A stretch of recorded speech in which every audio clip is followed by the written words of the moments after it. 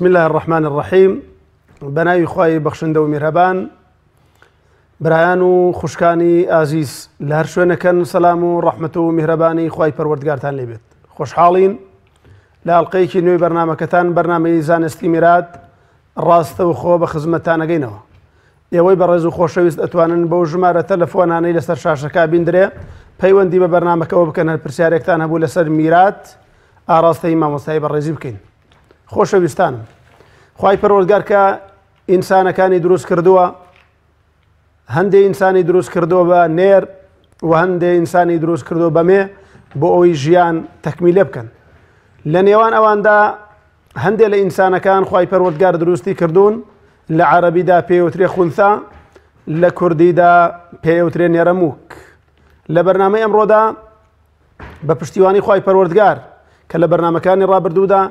باسی نێرمان بە تەفاسیل کردووە و باسی ڕەگەزی مێیشمان بە تەفاسیل کردووە. لە بەرنامەی ئەمڕۆدا چینە سەر باسی جنسی سێیەم کە نێرەمووکە. نێرەمووک شەریعەتی پاکی ئیسلام چۆن پێناسەی کردووە، بەکێ ئەوترێ نێرەمووک، و ئایا نێرەمووک ئێمەی موسڵمان حسێبی ئافرەتی بۆ بکەین لە تەوزیعکردنی میراتدا، یان حسێبی پیاوی بۆ بکەین لە دابەشکردنی میراتدا، یاخود حسێبی هیچیانی بۆ نەکەین؟ ئەم پرسیارانە و چەند پرسیارێکی تر سەبارەت بە نێرەمووک و دابەشکردنی میراتی نێرەمووک لەم بەرنامەیەدا ئاراستەی مامۆستای بەڕێز میوانی هەمیشەی بەرنامە جەنابی مامۆستا لێرگەرمیانیەکەین بە ناوی خۆم و بە ناوی ئەوەشەوە بە خێراتنیەکەم. خالت ڕازی. مامۆستای بەڕێز دیارە باسەکەمان لە باسی نێری تەواوە و لە باسی مێی تەواوە کە لە بەرنامەکانی ڕابردوودا جەنابەت ئاماژەت پێکرد، خوازاواتۆ هاتینە سەر بابەتێکی هەستیار، بابەتی نێرەمووک. سەرەتا مێ بپرسم نێرەمووک کە لە عەرەبیدا پێوترێ خونسا واتای چییە و بەکی ئەوترێ نێرەمووک؟ الحمد لله، الصلاة والسلام على خير خلق الله محمد وعلى آله ومن والاه، أما بعد. پێشە مشت داواکەم لە خوای گەورە بۆ خاتری اسمی عەظەمی خۆی خوا عاقبەتی مولایەکمان بەخێر بگێڕێ، خوای پەروەردگار بۆ خاتینەوە پیرۆزەکانی خۆی چی حەقە چی ڕاستە بیخاتە سەر زبانمان، و خوای پەروەردگار من و جەنابەت و ئەم ستافە و بینەری بەڕێزی خالیسان کردەوەکەمان لە پێناوی خۆی بێت و خوا ئەو فەضڵەمان لەگەڵا بکات، زاڵمان کاتە سەر نەفسمانە، شەیطانمان، دوژمنمان، ئامین یا رب العالمین. من پێشەوەی مامۆستای خۆشەویست، پێشەوەی من وەڵامی ئەم پرسیارە بدەمەوە، چونکە بابەتەکەمان نەرەوەی ئینشەڵا وەڵامەکەی بینەرەی بیسێت، ئەوەیە کە ئەم ئیسلامە عەظیمە. خوای پەروەردگار کە فەرمێ اليوم أكملت لكم دينكم وأتممت عليكم نعمتي ورضيت لكم الإسلام دينا. خوایە کە خۆی حەکیم دانایە زانایە، خوای پەروەردگار 50,000 ساڵ پێشەوەی بوونەوە دروست کات، علمی خۆی لە لەوح المەحفوظ نووسێت و ئەزانێت چی ڕوئەدات. کابوو خوا خۆی ئەم بەرنامەی بۆ ناردوین، مەحاڵە بەرنامەی خوای پەروەردگار هیچی لەبیر نەچووە، حاشای خوای پەروەردگار. کاوا بوو لەوە ئەچی ئێستا من کەسێک لەسەر شاشەکە بێت لە ناخی خۆی وەگلێ کەسێک گوێمان لێ بگرێت، بینێرێک تەماشای شاشەکە بکە بڵێ ئەو میلەتە لە چی لێ قەومەوە باسی چیەکەن، کاکە ئەمەش کێشەیەکە، چونکە هەر ئەو کەسە خۆی کە پارەی بکەوێتە لای کەسێک هەموو هەوڵەکەدا بۆی بێدەسی بێنێتەوە. ئەگەر هەموو کوردستان یەک نەفەریشی تابێ وابێ ئەو کێشەیە. بارەکەڵە تۆ کەوا بوو هەر ئەو کەسانی کە ڕۆن بۆ دکتۆری وهەیە نەخۆشیەکەی زۆر سادێ، ڕوا بۆ لای دکتۆر و دکتۆریش دانیشتەوە، ئەو کەسەشی کە ڕەخنا ئەگرێ لە ژیانی ڕۆژانەی خۆیە، ئەوە نییە بەشتی زۆر گەورەترەوە مەشغوڵ بی. ئەمە ئەڵێن ئەم بەرنامەی ئێمە و ئەم باسەش ڕێگای نەگرتووە، خەڵکیشتی زۆر گەورەتر و کێشەی باشتر حەلکە و دەستخۆشی لێ ئەەکەین و دوعاخێری بۆکەن و یارمەتیشی ئەدەین. دا لێرە بۆیە بەڵام بابەتێکی علمیە ئێمە کە پیا ئەڕۆین، منهەجی علمی ئەوەتانێ ئینسان جاری وایە تۆ کتێبێک ئەخوێنی تۆ، فەرقەیە لە بینی طالبی علم و کەسێ مطالعە بکات. ئەو کتێبەی خوێن تۆ دەیان شتەیە دوایی نایزانێت، بەویستی خۆی مطالعەکە، بەڵام کە بووی بە قوتابی زانست، بووی بە طالبی علم، زۆر شتە دێتە زەرێ لە تەمەن دوو جاریشت پێێتی، بەڵام کاتێ دێتە پێشۆ ئەیزانیت، کاتێ دێتە پێشۆ ئەیزانی. ئەمەش بابەتێکە ئەو کەسانی کە تیا ئەژینە و عایلی تیا ئەژین ئەزانن ئەم مەسئلە چۆنە و چۆن نییە چ کێشەیەەکە. دوو سپاس بۆ خی گەورە کەسا علم پێشکەوتووە لەوە ئەچێ زۆر لە وەڵامەکان ئاسانتر بێت ئینسان وەڵامەکەی بە ئاسانی دەستکەوێ بەڵام ئێمە هەندێ بابەت هەیە من کە ئێستا علمی قراءەتمان خوێندووە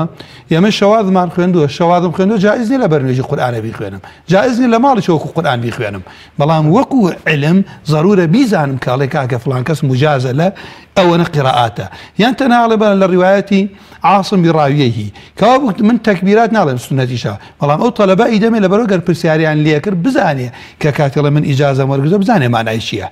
نەک کۆمەڵێ شتی خوێندبێتەوە کۆمەڵی ئاەتی خوێندبێتەوە بەبێەوە ئاگای لە خۆی بێ دوایی لە شوێنێکە خۆخۆرانی خوێند خەڵک بزانێت وەڵای ئەم پیاوە هەر ئەڵێ وەڵام من ئیجازە وەرەقەیەکی وەرگرتووە علمەکە نازانێ کەوەیدەن ئێمەش لێرە هاتووینە سەر ئەم بابەتە هەموو کتێ هەموو مەذهبەکان کە باس لە میراتەکان بابەتێکەیە پێ ئەوترێ ئەلخونثا ئەم خونثای مشکلیش ئەوەتانێکە نێرەمووکێکە کە ئینسان سەرگەردانەتیایە سەر لێ دەرناچێت نازانی حسێبی نێری بۆ بکە نازانی حسێبی ئیمەی بۆ بکەی کاتی خۆی کە زانایان لە عەرەبیە ئیشارەتی بۆکەن ئەڵێن هو من كانت له آلة الرجال وآلة النساء معا هەم ئەم کەسە کەوا بوو ئەندامی نێرینەی هەیە هەم ئەندامی کۆئەندامی مینەی هەیە یان هیچیانی نییە یان هیچیانی نییە کە لەگەڵ ڕێز و حرمەتم بۆ بەرنامەکە کە ئەڵێن تەنها کونیەکە لە سەوی میزی پێئکات ئەو حاڵەتە نە لە ئەندامی نێرینە ئەچێ نە لە ئەندامی مینە ئەچێت کەوا ئەم کەسانە کە ئێمە باسی لێ ئەەکەین دایک و باوک ناگرێتەوە چونکە ئەمانەیەک لابوونەتەوە باپیر و داپیر ناگرێتەوە داپیرە ژن و مێر ناگرێتەوە چونکە ئەمانەیەک لابوونەتەوە وایە کەبوو کوڕ و کوڕەزا ئەگرێتەوە برا و برازا ئەگرێتەوە خوشک ئەگرێتەوە چکە بۆ دواتڕێن کاکەمە خوشکە ئەنجا دوای ئەوە دراست یەکەم زا ئایا ئەم خوشکە خوشکی دایک و باوکیە لەو کەسەی کە بووە یا خوشکی باوکی یا خوشکی دایکیە ئەگەر چی بوو ئەگەر بە مینە دەرچوو کە دوای دراست کردن ئێگەر بە مینە دەرچوو ئەبێ بە برا کابوو ئەوە ئەم تەفسیلەی هەیە و زانایانیش سێ ڕەئیان لەسەر هەیە ئەوە ویستمەوە لێپرسمەوە مەذاهیبی ئیسلامی کە ئەو مەذهبانی کە لە ڕابردوودا ئێمە باسییانمان کردووە لە بەرنامەکەماندا ئەو مەذهبانە چۆن تەماشای ئەم ئینسانان نێرەمووکەیان کردەوە کە جەنابەت فەرمووت باپیر ناگرێتەوە خێزان مرد ناگرێتەوە ژن ناگرێتەوە چونکە شوو ناکات ژن یەکەوان یەکلا بوون ئەگەر شووی کرد ئەوەی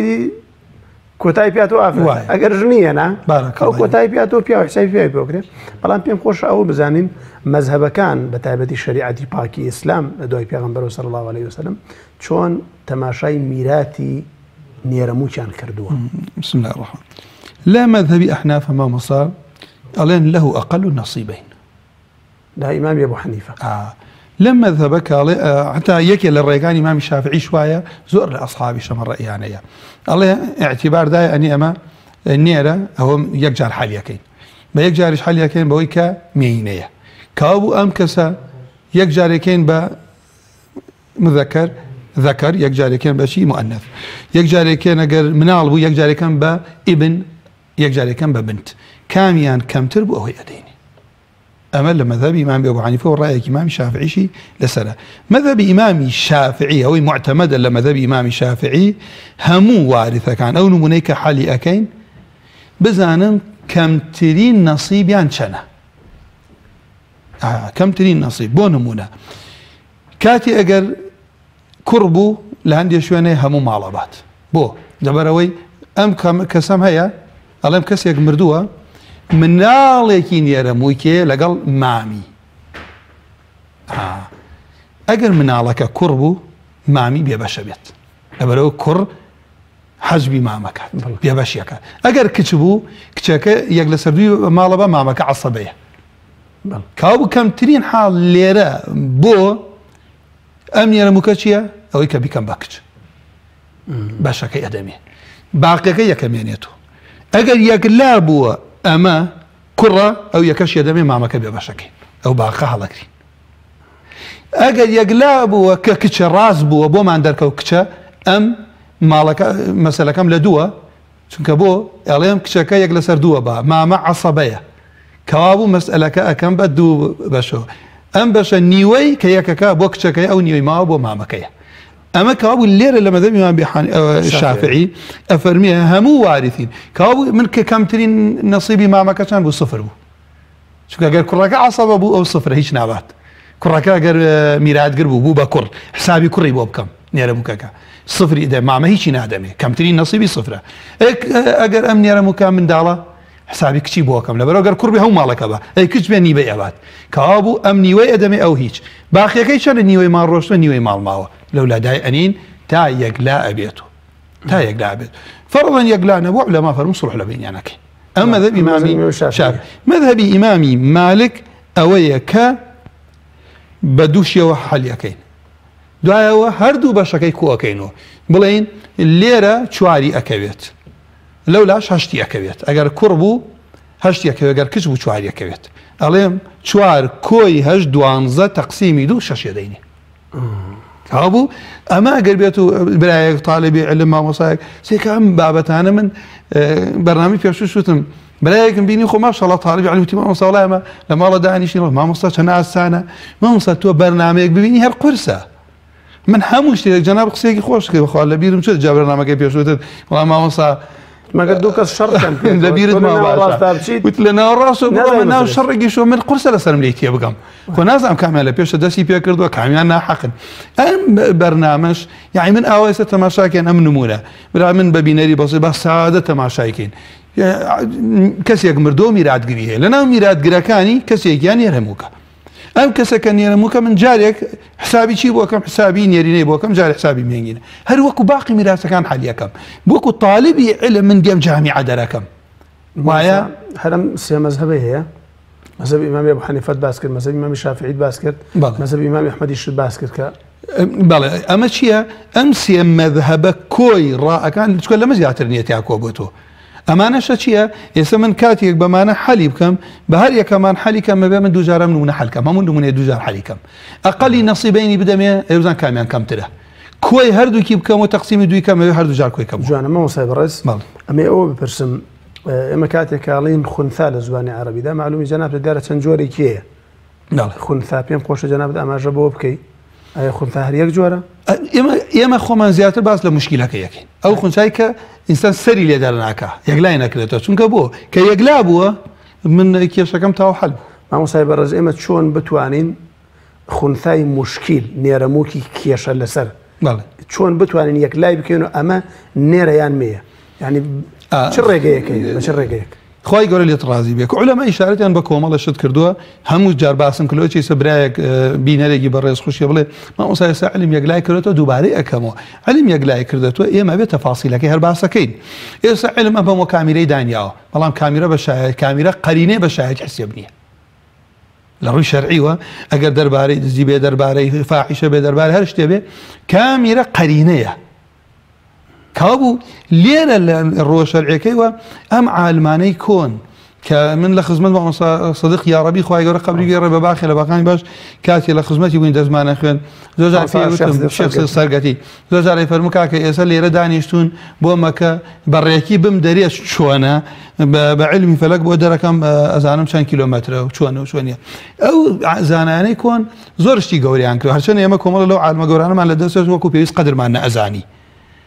هوار لبر فضلي وفاء بويك لخدمتي وهي تمام شوار صار بوا صرفم لبر وليتنا قشتم باوكم زراعتك لسر شاني باوكم ومن مراجعه كردته اويك من اللي يستيمتني لبر بو انجا او بيانا ما بس كاتي ام باسانه ديت بيشوان وتيانا يكم كرت تماشاي موي او كس اكريت تماشاي لا شيء اكريت مساله الصينجي عندي او انا كبزان زياتر لا مينينا اشي على نير تماشاي حزي اكريه ميلاني ولا افرتي ميلاني ولا بياو يعني مو يعرفوا ما وصل تماشاي رشيا كي هي اما بشيك لويك بشيك لوا معناها باشان تماشاي ميلاني ولا نيريني ولا مينيه باشان لا ما نشبه استله ثاني ك اجر بالغ بو مسائلي لقى الريز حرمتهم بوامي بناديكي بالريزة كعلماء علين أجر بيتو لا أندامي نوا منی دابەزێت ئاوی دابەزێت ئەوە حسابی نێرینەی بۆ بکەیت بەعکسەوە بوو حسابی مێنگینەی بۆ بکرێت لەگەڵ ئەم قسانە کە ئێمە ئیشارەتی پێکەین بەڵام لە هەمووی زیاترچی ئێستا علم ئەم مەسئلانە ئەگەر لە هەردووکیەوە بوو مامۆستا مەسەڵەن میزی ئەو کاتە کە تۆ باسی مشکلت کرد ئەو کاتە ئێمە کە بریتیە لەوەی کەڵە هیچی نییە یا هەردووکی هەیە یا عیب نەبێ کونیەکە نە ئەمە نە ئەوە مامۆستا دەنگ هیچ تەسیرێکی نییە دەنگ علاقەی بە هۆرمۆنەکەەوە هەیە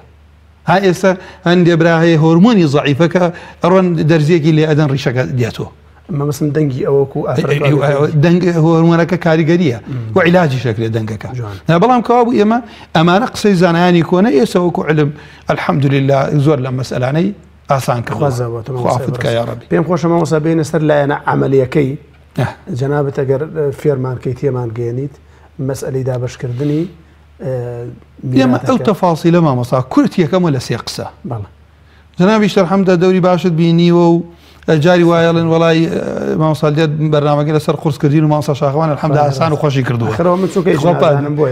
الحەمدولله خۆ پاداشت داتەوە ئوسلوبی گەیاندنە من تەمەنامە کرد یعنی زۆر برا دڵسۆزانە پیانتو مامۆستا تعبیرەکانت بەرنامەکە ئاسانتر کە کردوتم ئەوە نەی لێ ئەزانم ئەوە زبانەکە منە هینا قسەکان حەقە پێم خۆش هەر برایەک نەسحەتمانەکە جەنابەت کە ئاسانیەکەی زۆر خۆشە بینەرس فادەی لێەکە هەرچەنە من هەموو جارتمە ئەم بەرنامە نسبەتێکی بۆ فێربوونە لە ڕێگای بەرنامەوە نسبەتێکی کەی لەبەرەوەی ئەو خەڵکانەی بە نەزانین میراتیان تەوزیع نەکردووە یا بە نەزانین بەشی براو خوشکیان خواردووە بگەڕێنە دواوە تۆبە بکەن یا دەستور یاسای کوردستان لە هەر کوێ مخالفەی شەرع تۆبەی لێ بکاو بگەڕێتە دواوە و ئەو قاف و مامۆسایانی ئاینی و ئەندام پەرلەمان وەزیرەکان بێنە سەر خەت کاکەمە خوا بەرنامەی بۆ ناردوون بۆچی ئەمە پێچەوانەی بجوڵێنەوە لەبەرەوەی ئەو کەسێکی حەقی خوراوە جاری هەر ئێسش لە ڕووی نایە قسە بکات بەڵام لێرە پێی خۆشە کە بەرنامەکە بینێ کەڵم براکەم وەڵڵا زوڵمە ماڵی خوشکی خۆت بخۆی بەس ئەمە نەفامیە تۆ بدەی لە خوشکی خۆت بڵێ تۆ داوای میراتەکە لە بەرەوەی زاوا بیخوا کە تۆی زاوای کەسێکی کەی خوا پێی داوە تۆ نایدەیتی حەقی خۆیەتی کاوە بوو کورتەکەنەوە لە سێ قسە مامۆسای خۆشەویستان یەکەم ئەگەر بەشەکەی نەگۆڕە یا حسابی نێرینەی بۆ بکەم یا حسابی مێینەی بۆ بکەم ئەوە هەمان بەش ئەبات نمونە کەسێک یعنی ئەگەر نێرەمەکە منداڵی دایکی مردووەکە بوو وانە برای دایکی یا خوشکی دایکی ئەمە خوێندمانە موجار جیاوازی نییە برا بێ دایکی بێ یا خوشکی دایکی هەر یەک لەسەر شەشی ماڵە بات کاو هیچ لە مەسەلەکەی من ناگۆڕێت کەسێک مردووە هەر تەماشاکێن مامۆستاگیان ئەم کەسە ئافرەتێکە مێردەکەی لە ژیانە کچێکی هەیە برایەکی نێرەمووکیە ئەم برا دایکیە هین ئەڵێ من چییە لە دایکی کەسێک بۆ نێرەمووکە ئەمە لە دایکی بێ ئەگەر نێری نەبێ ئەڵێم برای دایکی ئەگەر مێی نەبوو ئەڵێم خوشکی دایکی لە هەردوو حاڵەتەکە یەک لەسەر شەشە بات برای دایکی خوشکی دایکی خوای پەروەردگار یەک لەسەر شەریکی وەدانیاوە ثابتە کەوا لێرە هیچ فەرقی نەکرد ئێمە نمونونەکە حەلەکەین و چاوەڕێیش ناکەین چونکە برا بوو هەر یەک لەسەر شەشە خوشک بوو هەر یەک لەسەر شەشە ئەمە کەوا بوو بەبێ کێشە میراتی خۆمان تەوزیعەکەین ئەمەشە لێزانی نیەوێ حتممەەوە برانێکە تاالبی علمن یا بۆ کەسی حالیەکان ئەزان چی بەرەکەوێ چونکە ئێمە خوشکی دایکی یا برای دایکی گەر یەکێ بوو یەک لەسەر شەشە وانە فإن كانوا أكثر من ذلك فهم شركاء في الثلث يك لسرسيه كواتا ما مصايبر اما جنابت كفرمود نيرموك هركاتيك يكلايبو كنيرا بالي او ميراتي نيرا بو كباس ما كردو لبرنامج كان يرام بالي هركاتي يكلايبو كافرته او ميراتي افرته بجا خشك به والله كجبه هرشي يكبه اگر مشكله بو اوكاتا أو كادوايا ما ملام مثلا لم حالته فرضا بارك الله أما لو حالتك يقلع بيته يما بأساني روين بوي وايا ما مصابون منيمة تماشاكين أو حالتي سيهم دسبين أو حالتي كم رونا وايا بلا حالتي دومان أجر بيكي لدو قريمانك ميراتي دبرت وايا نيرينا يامينه بويتر نيابرت بلا رونا بەیەکی کیانەیبە بەویترنە ئەوە میراتبەرەکانی تر کەمترین بەشیان دەدەینێمە ئێستا لە نمونەکانە ئەمە ڕوو نەبێت و بەشی نێرەمووکەش هەڵدەگیرێت تاوەکو ئاشکرا دەبێت هەموو جار ئەم پرسیارە بکە ئەگەر ئاشکرا نەبوو سڵحەکەی هەموو جار نەگەشتیتە نەتیجە ئللا سڵحەکەی ئەم تەنازلەکە بۆ ئەو تەنازلێ ئەهلی خبرە دائنیشە و لە بینیان چونکە تۆ نازانی کوڕە ئایا مافی کوڕی بدەمێ نازانی کچە ئایا مافی کچی بدەمێ یان ئەڕۆی مەسەر یەکێ لەو سێ مەذهبە کەچی ئەەکەم ئەڵێم کاکە بە حسابی کوڕ ئەوەنەیە بە حسابی کچەوەنەیە تەقسیمی دووەکەمەی دەمێ وإمام أحمد بارك الله ئەوەی کە ئیمامی مالک إمام مالك مذهبي مالكي وأنا بلام إمامي أحناف شيء أقل النصيبين يديتيه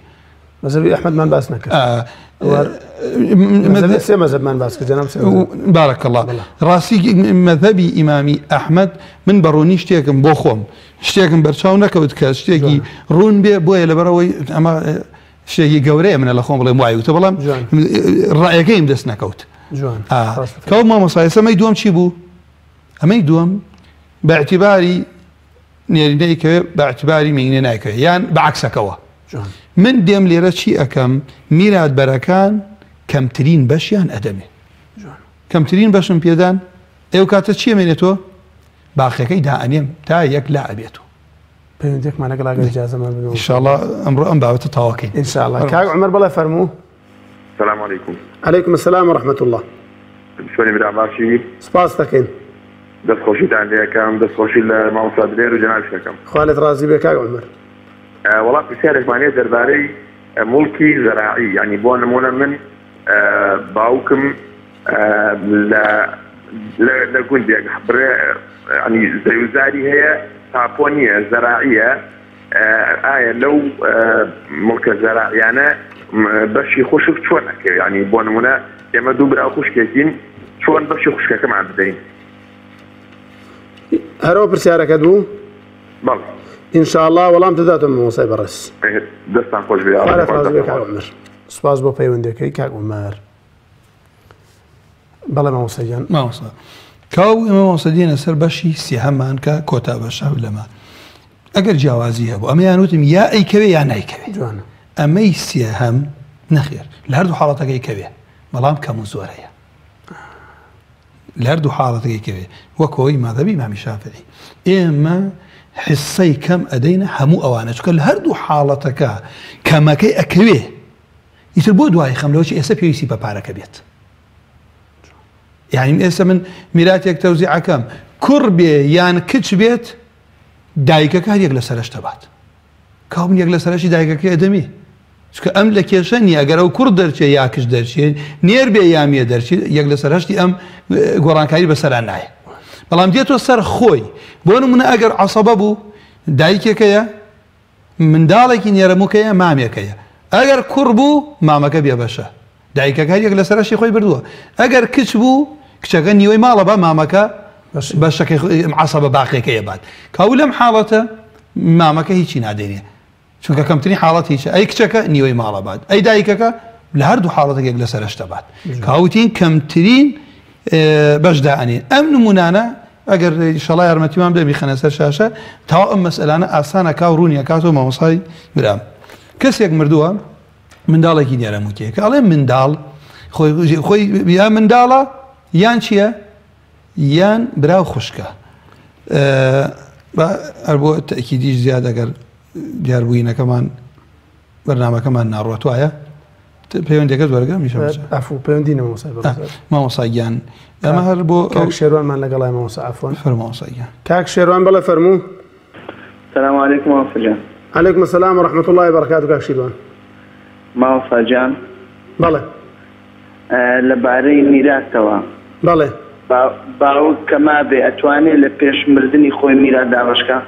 هەرە پرسیارەتە بوو بەڵێ إن شاء الله مامۆسا وەڵام دەداتەوە دەست خۆش مامۆسا جان خوالت رازی بیا خۆ إن شاء الله مامۆستا وەڵام دەداتەوە کاک شیروان سپاس بۆ پەیوەندیەکەی کاک شیروانیش پەیوەندیمان لەگەڵایە کاک سەدرەدین بەڵێ فەرموو كاك صددين كوتايش السلام عليكم. عليكم السلام ورحمة الله وبركاته. باش ما مصيب الرئيس. خوابي ويتك يا ربي. ما مصا تشارك مع أبو. فرمو كاك صدر الدين. ما مصا حقي زراعي دبت ميلادي عنا. أو برسياركتا أرزي عرضي زراعي بري بلى عرضي زراعي عقدي زراعي يعني ملقنا زراعي عقدي زراعي بلى برسياركتا أو أبو أرزي زراعي ميراتي أنا بري هلو برسيارة أبو بري والله إن شاء الله والله امتدينا وكاك صدر الدين ما بري صاصالك خوالت رازي بي سپاس بو كاك صدر الدين إشكا پەیوەندی کردیار بۆ ئەو شەر پرسیاری ئەرزی زراعی کرد کێمان لەگەڵایە بەڵێ فەرموو کاک فاتح لە تەقتەق بەڵێ فەرموو السلام عليكم. عليكم السلام ورحمة الله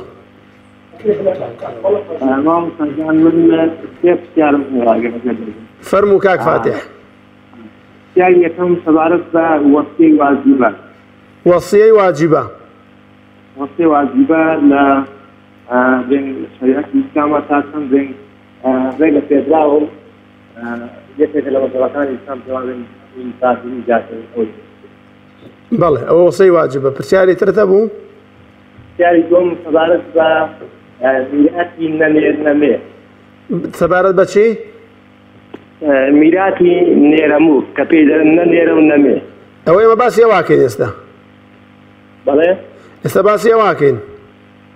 وڵای دیارە من لە کاتێ ئاگاداری هەر لە ئەوەڵی بەرنامەکەەوە کاک فاتح باسی نێرەمووکەکەین حتا کۆتایی بەرنامەکە وڵای من ئێستا تەقریباً دەدەخەیەک ئاگوێ لێ بگرە ئینشاءڵڵا مامۆستای بەڕێز زۆر بەڕوونی و بەجوانی باسی کرد ئەگەر ئێستش نیوەی لە دەستچۆ لە دووبارەکە دانیشە بە دیارەوە ماوەستا جامپرسیاری سێم سەبارەت بە شەهید و ئەنفال ئایا تاسەن میراثە میراث نییە چۆن ئەم معاشی شەهید و ئەنفال بەڵێ موسەی شەهید و ئەنفال بەڵێ بەڵێ بەڵێ بەڵێ ئینشاءڵڵا وەڵام تدەینەوە زۆر سپاسم خوا لێت ڕازی بێ خوا کاک قادر بەڵێ فەرموو فەرموو وەرێ کاک قادر بەڵێ فەرموو لە خزمەتین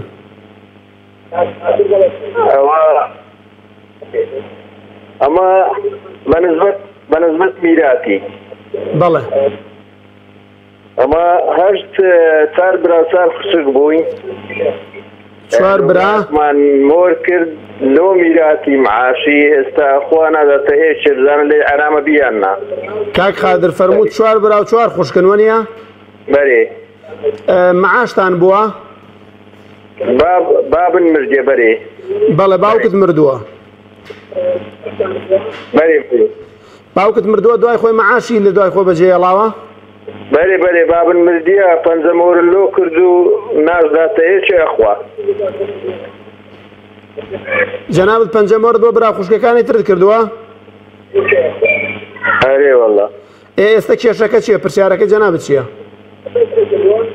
بەرێ پرسیارەکەی جەنابەت بە تەحدیدەن چییە وەڵا پرسیارەکە ئەوەیە ئێستا لێ ئارام نابێەوە کە عیسەی مەنادا پرسیارەکە ڕوونە ئینشاءڵڵا وەڵام تدەینەوە باشە خوا لێت ڕازی بێ یاخوا یاخوا مەحفوظ بیت مامۆستای بەڕێز مامۆستای وتم نمونونەکان بە ئەم سێ بابەتی کردمە ئینشاءڵڵا تاوەڕوو نەبێتەوە بە پشتیوانی خوای پەروەردگار ئەو نمونەی کە لە بەردەستمانە پێم وابوو ئەلحەمدولایلەکەش ئاسان کاریەکەن چاک بوو بەرنامەکەمان ئەڵێ کەسێک مردووە منداڵێکی نێرەمووکیە باشە مامۆستا کە باسمان لە منداڵ کرد کاو یا کوڕیا کچ بەڵام لەو لاوە برایەکیەیە ئەمزان ئێستا ئەوە تۆ هەر کەس گوێ لە برای چووکی خۆیانە هەر برایە هەر بینەرە گوێ لەم برای خۆیان ناگرن من ئەڵێم کاوا بوو منداڵی مردووم هەیە لەگەڵ برای مردووە منداڵی مردوو کوڕ بوو برا بێ بەشەبێ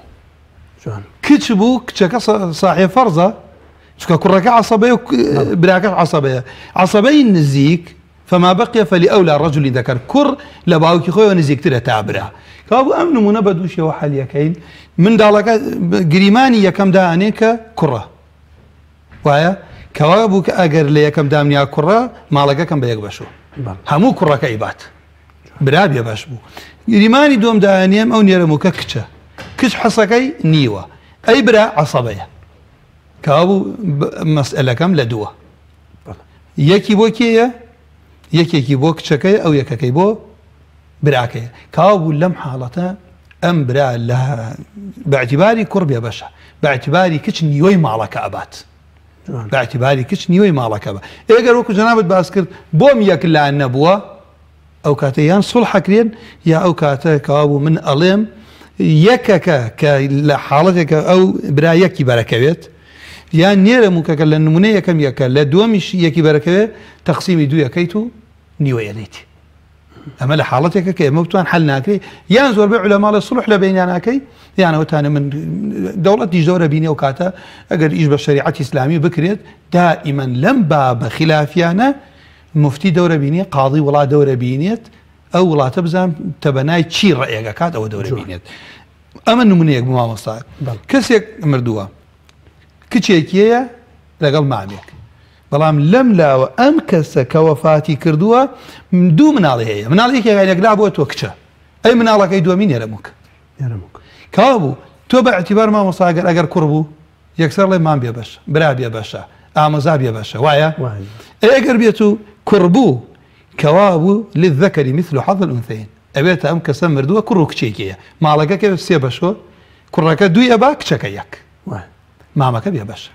ئەی ئەگەر کچ بوو وەکو وایە کەسێک مردووە دوو کچی هەیە و مامێک ماڵەکە دوو کچ لە شەرعە چەنە فلهن ثلثا ما ترك دوو لەسەر سێ مام عەسەبەیە ماڵەکەم کرد بە سێ بەشۆ دووی بۆ دوو کچەکەیە مامەکە یەکیە بات کاوا بوو من ئەم یەکە ئەبێ دانێم تا یەک لا ئەبێت و کوڕ دەرچوو ئەدرێ بە کوڕەکە کچ دەرچوو یەکەکە درێ بە مامەکە ئەمەیە ئەڵێ ڕای ئەگرین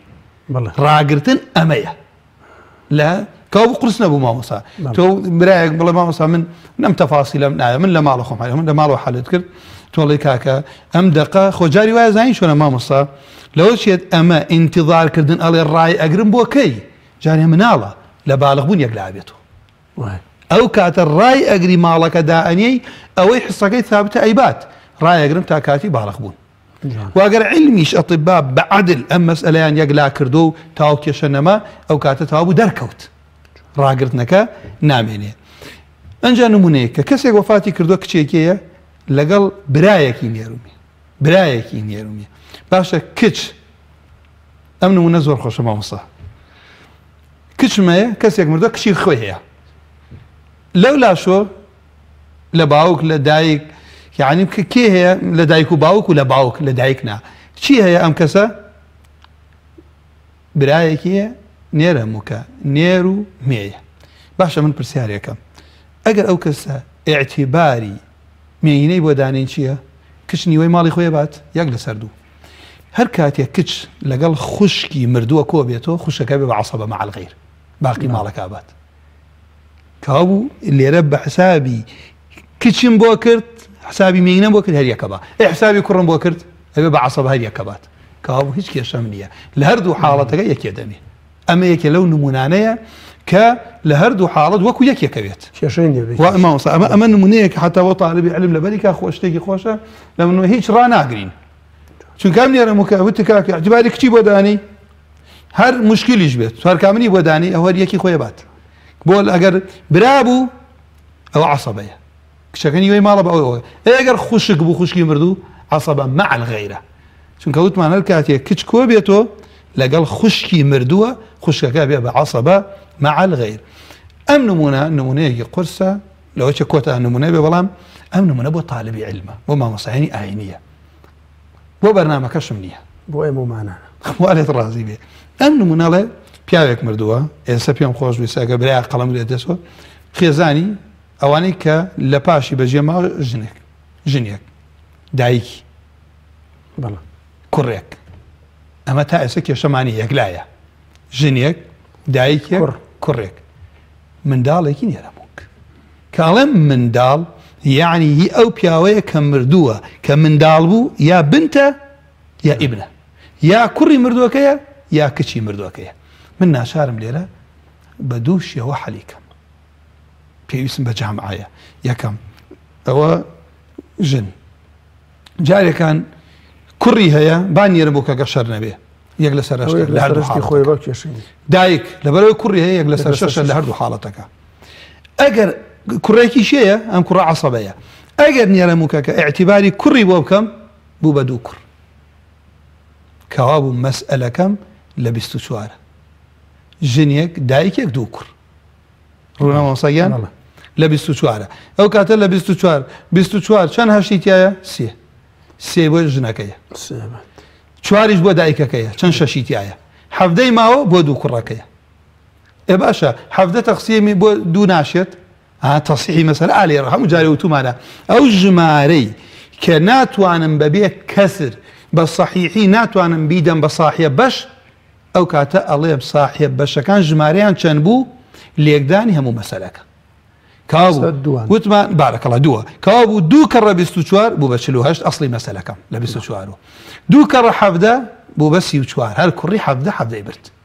دوو کەڕە چوار بەشی دایکەکە بوو بە 8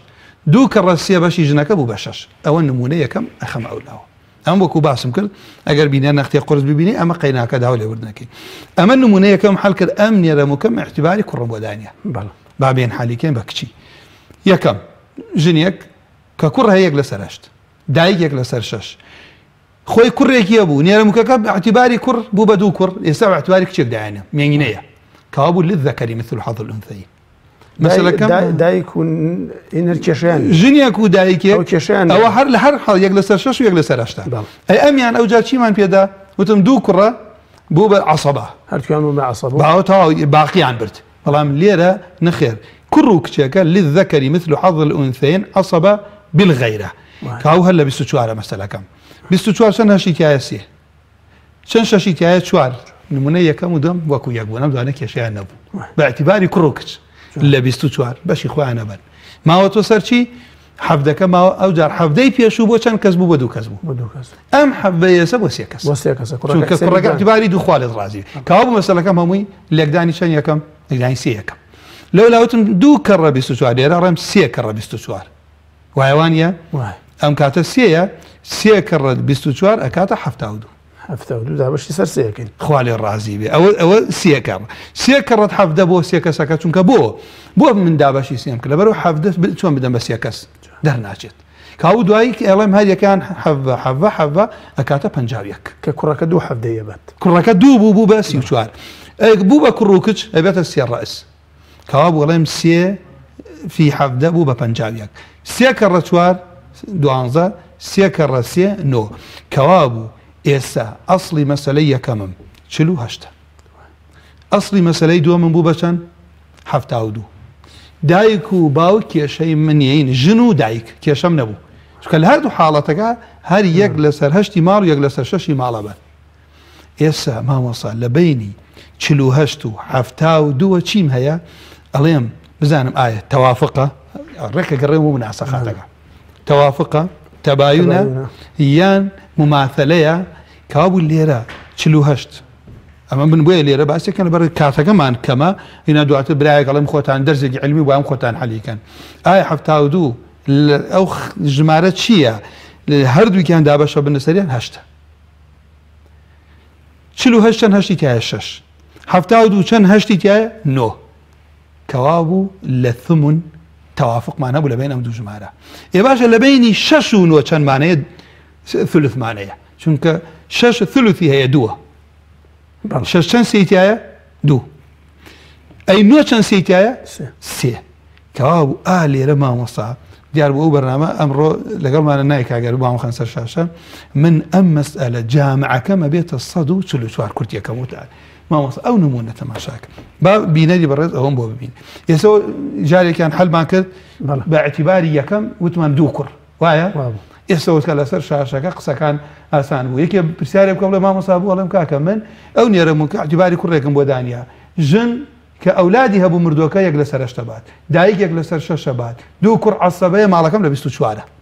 کە لە 24 بوو چەند هەشتی تایە 3 چەند شەشی تایە 4 باقیەکەی حەفدە ماوە بۆ دوو کوڕ حەفدە ناتوانم بدەم بە دوو کوڕ بەبێ هەڵم دووەکە فی هەموو مەسەلەکەم کرد ئەسڵی مەسەلەیەکەمم دەرکەوت نمونەی دوو هەممان ژنێک دایکێک ئەو جار نێرەموکەکەمان کرد بە کوڕ ئەم جارێکم بە کچ کەوا بوو ئەم جار بوو بە عەسەبە بالغەیری سێ ڕەئسە 24ەکە فی سێەکەین 72 دەرچوو ئەی حەفدەکە فی سێمان کرد 51 دەرچوو لەبەرەوەی کوڕەکە دوو حەفدەی بەرێت کچەکە یەک حەفدەی بەرێت ئەمجا دایکەکە 4 بات وە ژنەکەش سێی برد ئەو کاتە سێەکەش ئەدەم لە 3 9 ئەیدەم لە 4 12 دەرچوو ئەم نمونە لە خوارەچی نووسراوە ئەمە تەوافقێ لە نێوانیان تەوافقەوە تەعاً نووسینەکە بانی گرتووە بۆ بینەری بەڕێز چەنە لەسەر 8 48 لەسەر 8 6 72 لەسەر 8 9 ئەکات کەوا بوو مامۆسا یەکێ پرسیار کە مامۆساوە ئەسڵی مەسەلەیەکە من بە درێژی ئەمجار حەل کرد پێشتر بە ئوفقی دامنەوە بە عامودی ئێستا لەسەر و هاتە خوارەوە ژنێک دایکێ کوڕ و کوڕێک بوو بە عەسەبە ئەو عینە عەسەبەیە ئەوە هەر حەلکردنی نمونەکەی پێشووە بەڵام بە عامودی ئەنجا هاتمە ئەم دێ و حالم کرد حسابی کچم بۆ کرد کوڕەکە 34 برد کچەکە 17 برد مامۆستاگیان ئایا ئەو ژمارەی کە تەوافق بوو لە بینیان 32 3 کەڕە 48 144 2 کەڕە 72 144 جامعەکەم وا دەرکرد ئێستا لە 144 لە 144 ژنەکە هەر 18 برد دایکەکە هەر 24 برد هیچی فەرق نەکرد بۆ من و تۆ ئەوە لە مەسەلە دەرمان کرد بەڵام ئەگەر حسابی کوڕی بۆ بکەین کوڕەکە 51 بات ئەگەر ئەو نێرەموکە حسابی کچی بۆ بکەین 34 بات ئێستا مامۆستا 18 و 24 و 51 و 38 127 کات چەندێ باقیێمێنێتەوە لەو بینە ڕایەگرین 17 ئەگەر حسابی دوو کوڕی بۆ بکەین ئەڵێن 17 کۆ ئەەکەمەوە لەگەڵ 51 کاتە 68 للذەکەری مثل حظ الأنثيين ئەگەر حسابی ئەو کاتە چی بۆکەم کوڕ و کچی بۆ بکەم کوڕەکە دووجاری کچەکە ئابات ئەگەر حسابی ئەگەر دوو کوڕم بۆ کرد ئەو کاتە چیە بێت هەموو کوڕەکەی بات وانێ کچنم ئەگەر حسابی کوڕ و کچم بۆ کرد کوڕەکە کەوا بوو 17 زائیدی 51 ئەەکەم بۆ کوڕەکە ئەی ئەگەر حسابی ئەوم بۆ کرد هەردووکیانینن دوو کوڕن 17 زائیدی 34 ئەەکەم ئەیدەم بە کچەکە ئێ بە 51 بە 51 جوان نازام خۆ قورس نییە ئاسانی شەکەی دواتر ئەمە وتم وەکو بۆ طالبی علم بەڵام ئێستا لە خوار زۆسیڵی گریمان نێر بوو 51 دەبات بەڵام بە گریمانی مینە چەنە بات 34 دەبات جا ئەو ژمارەی کە ڕای دەگری تا ڕوون دەبێت و 17 ئەگەر دەرکەوت کە نێرەموکەکە کوڕە دەڵێن 34ەکە کۆی 17ەکەن یەکی 50 بن وەکو کوڕ ئەوەکو کوڕ ئەی ئەگەر بێت و چی ڕوویدا کوڕ و کچ بوو ئەو کاتە ئێمە 51 زائیدی 17 کەنە بهاتە 68 کوڕەکە دووجاری کچەکەی بر کە 34 هەر بەدوو نمونە حەلیکەمە بە ئاسانی ئێستا گەر تۆ کێشەیەک ماڵێک بە ئاسانی حەلیەکەی بەس بۆ علم ئەمە وەکوە بۆکو علم ئەوەمان حەلکرد مامۆستاگیان جوانە خوالت ڕازی خوا لە تۆش ڕازی بێ مامۆستای بەڕێز خوا زاوباتە من یەک پرسیارێکم ماوە دوای ئەچمە سەر پرسیاری و بەڕێزانی کردویانە ئەویش مامۆستای بەڕێز کە لە ئەسنای بەرنامەکەدا جەنابەت وەڵامت دایەوە بە شێوازێک بەڵام پێم خۆشە بە گوشرایی وەڵامێکمان بیتەوە خەڵکانێک پێیان وایە ئیسلام هیچ حسێبێکی بۆ نێرەمووک نەکردووە ئەنی نێرەمووک هیچ لەکوێی مەسئلەی میراتایە جەنابەت وەڵامی ئەمانە چۆنە دەیت و بێژگە لەم تەفاسیلەی کە باست کردووە خەڵکێک پێی وایە نێرەمووک نە لە ئەگەر بمرێت چۆنە شۆردرەیە ئەگەر لە ژیانە بێت چۆن میراتە با ینی شوبهاتێک دروستەکەن کە ئیسلامیشی نەکردووە هیچ سای بۆم نێرەمووکانە نەکردووە مامۆستاگیان جەنابەت وەڵامێکی کورد خارجی ئەم تەفاسیلەی باست کرد ئەوە نەبوو بڵێن کاکەگیان وەڵا ئەم قسانەی ئێمە ئەکەین لە سەلەفەوە هەمان دابەزیوە لە خۆمانەوە نییە وانە هەر لە بەوە پێش بەرنامەکە خۆمان باسی ئەو قەولەی ئیمامی عەلیت کرد جەنابەت کە ئیمامی عەلی شێخ ئەلبانی بە صحیحی ئەزانێت سئویل عن مەولود پرسیار کراوە لە ئیمامی عەلی کە ئایا منداڵێک لەدایک بێ کچوو باڵێن نێرەمووکە ئیمامی عەلی فەرمووی تەماشای چیەکەین تەماشای شوێنی میزکردنیەکەین دوو لە ئەوانە بۆ ئێمە ماوەتۆ لە ئەم قەولانەی کە ئێمە کردمان مەذهبی ئەحناف لێرە عولەما فەرموو عامەت الصحابە يعني جمهوري الصحابة وكو إمام أبو حنيفة قصيان لك إمام أبو حنيفة خوي طلب أنس كري مالك نزيك كثير مذهب لا بيغمبر تنها وما تابعية تنها إمام أبو حنيفة تابعية كلا صالي هشتا هاتوت الدنيا ولا صدف جاء وفاتي كردوها كابو اللي رأى أمل الصحابي بيغمري صلى الله عليه وسلم ورجال الصحابي بيغمري صلى الله عليه وسلم أو دنيا لا بيغمري أعز ورقرتوه بلام بينو سر أويك جناب الإشارة تفيكر آية أمهم وبابة تايبتي بودان يا وبوتاني حقي نخريت بوتاني دفاعي اللي بكريت مجاري وايا لو خوي شرم كا دفاع لخوي بكات مامۆستاگیان جاروایە خۆی شەرم لە خۆیەکە دیفاع لە خۆی بکات نەفسیەکە لە کوشتنە نەفسیەکە لە خوێنە وەکو نەفسیەکە لە ماڵ بردنە نەفسیەکە یەکلا ئەبێتەوە لە بینی خۆی و خوا تەقوای لە هەرکێ زۆرتر بوو لە ئین ئەکرەمەکم عند الله ئەتقاکم لە هیچ فەرق نەکراوە خوازابەتە مامۆستای بەڕێز دێمە سەر پەیوەندی و بەڕێزانەی کە کردویانە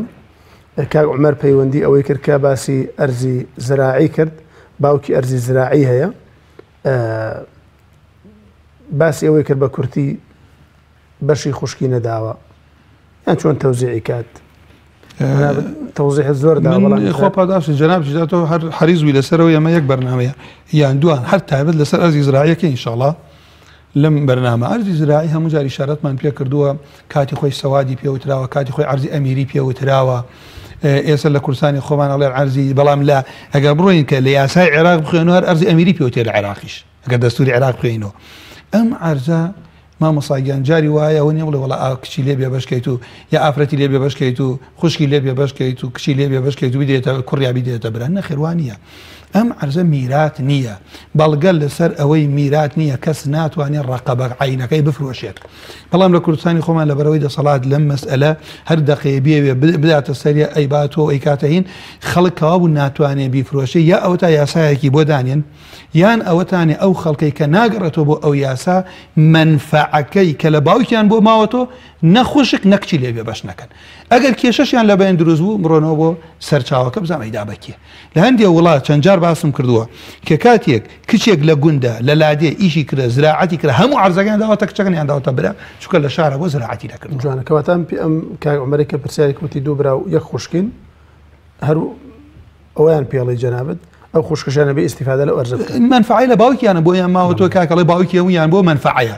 یان بڕۆ کاکە بڕۆم لە ئەساسە بزانام ئەدرێ بەناو کامیان خوازەوەتەوە کاکە شیروان پرسیاری ئەوەی کرد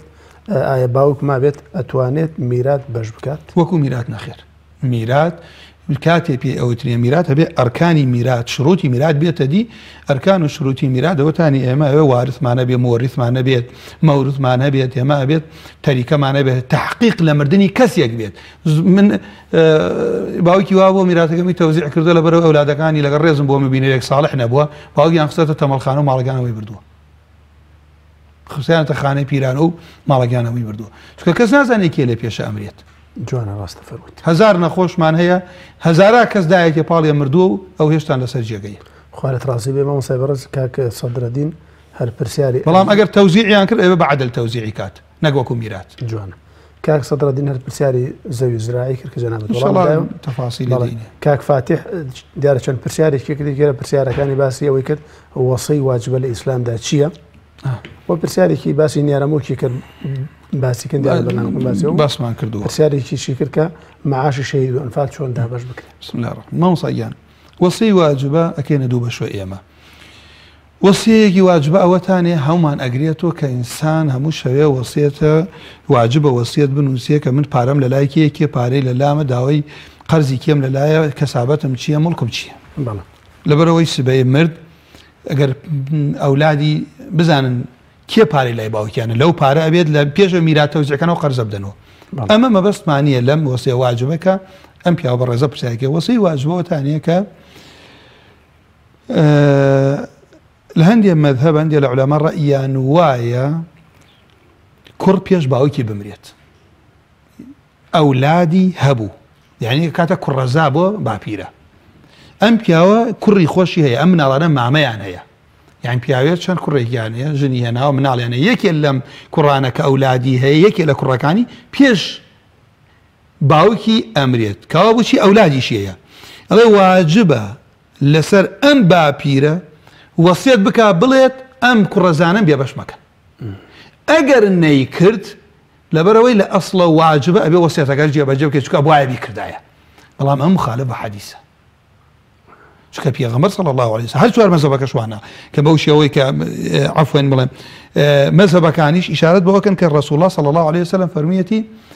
ألحق الفرائض بأهلها أهلي هر كثير بشي خوي أواني إخوة أندازي بو دياري كرون فما بقي فلأولى رجل ذكر أو كاتب زانم كي كر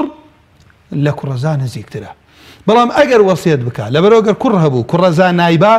وەسیەتەکە نابێ یەک لەسەر سێ زیاتر بێ نابێت لە بەشەکەی باوکی زیاتر بێ وەسیەتەکە واجبە جێبەجێ بکەین. بەڵام مامۆستا ئەم پرسیارە لەوچێ کاتی بەرنامەکەت کەم بێت و زەخت خەنە سەرت. بەڵام منەرەوە ئەڵێم زۆر برا غەریبی لێ دێ کاکە خەڵکی وایە 5-6 بران ئەم برایانە زۆر دەوڵەمەنە لە ناکاکۆ ژنە هێنێت بە یەک بان خۆ هەمووی تەمەن لە هەمووی تەمەنی لە خێرا درێژکات ئەم مناڵە ئەمرێت مناڵێکی لە بێشکە هەیە هەموو براکان لە مڵکی ئەم براکە 40-50 ساڵ پێکەوە بوون مەحرومەکە مناڵە بچووکە بۆ لەبەرەوەی ئەم لە باوکی وە نزیکترە تا براکانی لە ڕووی شەرعۆ لە عەسەباتی دیکاکە ئەو مامانش کە ئەم بێ بەشەکەن یەکەم تەسلیمی شەرعی خوایە دووەم ئەگەر وەسیەت بکە جێبەجێکرێت. جەزاک الله مامۆستا پرسیاری مەعاشی شەیدۆن فارێک دەکەت بە کورتی. مامۆستا مەعاش ئەوەی کە عیلاقەی بە لە پاش مردنەوە بۆ یارمەتیدان بۆ حورمەت بۆ دڵدانەوەی ئەو عایلە بێت ئەو دەستگا ئەیدا بەکێ بۆ ئەوەیە. کە قادری شەرەوە بمان پرسیاری کە تقریبان باسی وکە کە 4 بەرە 4 خوشکن باوکیان مردووە مەعاشێکی پەنجەمۆری بۆ دیارە بۆ خوشکانی کردووە وەریگرن بەشی ئەم نادەن ئێستا ئەم یەکەم جار و توێتی بچنوەرەی دیارە بەس ئێستا بەشی نادەن ئەمیش بەنیازە بەشیدن حەزی لێتی تەماحیتی مامۆستا بەش نەدانە کە دوو حاڵەتەیە من پێشم بەرنامە بێم قسەیان لەگەڵا کردم کابراڵێ مامۆستا بۆچی بەشیان نەدام هەڵم کاکە ڕۆشتوم و تێتی کاکە ئەوەی سوودمەندە بەشی نادەین کەو 4 برانیەکیان معاشی نییە 4 برا و خوشکێکن خوشکەکە هیچی نییە ئەوان یارمەتی ئەو کەسان ڕێزێ بۆ ئەو کەسەی کە لەو ڕێگا ڕۆشتووە بۆ کەس و کارەکەیەتی خەڵکی وایە زەوی وەرگرتووە چی وەرگرتڵن کاکە تۆ سوودمەندی ئەو تەنا لەو معاشە هەیە دەستگاکە دای بەکیە بۆ ئەوەیە ئەگەر خۆشیان لە بینی خۆیانە بە سوڵح بە ئیسراحەتی خۆیان بە ڕازی بوون عاقڵ و باڵغ بن کابرا ئەوەی ئەو کەسەی کە ئەیکەوێت بڵێ من دەسی لێڵەگرم لە بەرەو برایەتی ماتێک نەچ شتێکی باشەکە ئەمما حکوومەت دەستگا دای بەکێ بۆ ئەو کەسەیە. بەڕێزێک پرسیارێکی ناردۆ مامۆستای بەڕێزەگەر بە کورتی باسی کردەوە جەنابەت لە تەفاصیل لە بەرنامەکە باسی کرد کەسێک ئالەتی پیا و ئالەتی ئافرەتی هەردووکیان هەیە چه حسابێکی بۆ کرێت هەردووکیانی هەیە وایە هەردووکیان هەیە ئەگەر نەتوانی ئەمە کە گەورە بوو یەکلا بووە بە ئەو خاڵانەی کە باسمان کرد ئایا کامیان زاڵتر ئایا مەیلانی بۆ لای کامیانە ئایا مەسائلی عیب نەبێت لەو کاتی کە باڵغ ئەبێت شەهوەتی لە کامیانەوە دێت دەرەوە دوای ئەو قەرینانە ئەمە ئێعتیباری عولەمای کۆن ئێستا طب ڕاستی کردو بە لایەکیانە حسابی ئەوەی بۆکەیت ئەمەلیاتیەکەن وانە بزانام کامیان زاڵە بەسەریەوە حسابی ئەوەی بکرێت ئەگەر هیچیان یەکلان نەبووەکو باسمان کرد تەواو یەکلان نەبووە مشکل بوو سرت لێ دەرنەکرد ئەو کاتە تۆ چی لێ ئەەکەیت یان سوڵحەکرێت یان هەردوو بەشەکەی کۆکەیت تۆ تەقسیمی دوەکەی لە بەرنامەکە بە درێژی باسمان کردو بۆیە خی گەورە پاداشتت باتەمەوە بیسەران و بینەرانی ئازیز و خۆشەویست مامۆسای بەڕێز و خۆشەویست لە درێژەی ئەم بەرنامەدا باسی ئەوەی کرد کە شەریعەتی پاکی ئیسلام چۆن حسێبی بۆ پیاو کردووە وەکو پیاو چۆن حسێبی بۆ ئافرەت کردەوە و ئافرەت بە هەمان شێوە جنسی سێمیش کە نێرەموو کە حسێبی بۆ ئەوانیش کردووە فەرمووی نێرەموو دوو حاڵەتە ئەگەر یەکلا بووە کە وەکو پیاوە یاخود یان وەکو ئافرەتەوە حسێبی ئافرەتی بۆ کرێ بۆ حسێبی پیاوی بۆ کرێ بەو حاڵەتانێک کە جەنابی مامۆستا فەرمووی لە دەنگی دابێ لە مووی دابێ لە مەیلانی دڵی دابێ لەو حاڵەتانی کە جایەکاتەوە بۆ لای ئافرەتەیان بۆ لای پیاوە ئەو کاتە حسێبی ئافرەتەن حسەی پیاوی بۆ کرێ و ئەگەر موشکیل بوو کە پێوەترێ خونثای موشکیل هیچ یەکلایی نەبوو کە نێرەیان مەیە ئەوە مامۆسای بەڕێز باسی کرد کە میراتەکەی بەو شێوازە دابەش ئەکەن تا بەرنامەیەکی تر هەموو لایەکتان بەخوای پەروەردگار ئەسپێرین وصلى الله على محمد وعلى آله وصحبه أجمعين. خۆ پاداش دەتەوە مامۆستای